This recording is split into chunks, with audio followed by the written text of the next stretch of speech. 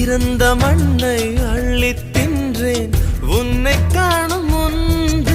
நீ நடந்த மண்ணை அள்ளித் தின்றேன் உன்னை கண்ட பின்பு.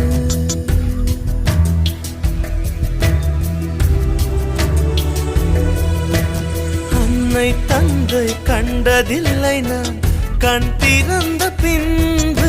என் அத்தனை உறவும் மொத்தம் கண்டேன் உன்னை கண்ட பின்பு. என் பயணமோ தொடங்கவே இல்லை, அதற்குள் அது முடிவதா விளங்கவே இல்லை.